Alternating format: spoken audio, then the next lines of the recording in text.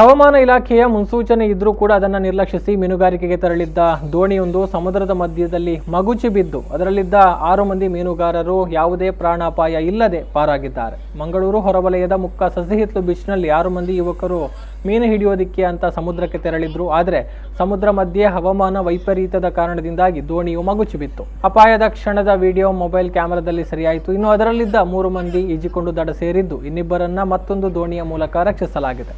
ಇನ್ನುಳಿದ ಓರ್ವ ಮೀನುಗಾರ ಉತ್ತರ ದಿಕ್ಕಿನಲ್ಲಿ ಸಾಗ್ತಾ ಇದ್ದ ದೋಣಿಯವರೆಗೆ ಈಜಿಕೊಂಡು ಹೋಗಿ ಸ್ವಯಂ ರಕ್ಷಣೆಗೆ ಒಳಗಾಗಿದ್ದಾರೆ. ಈ ಮೂಲಕ ಆ ದೋಣಿಯ ಮೂಲಕ ಸುರಕ್ಷಿತವಾಗಿ ದಡ ಸೇರಿದ್ದಾರೆ.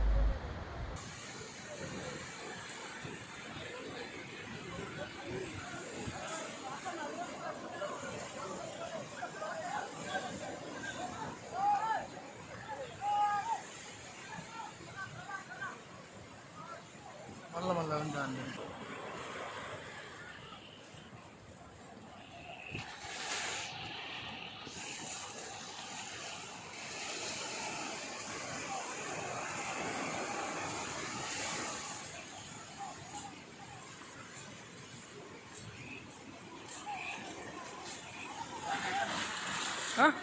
Puera. Dadan.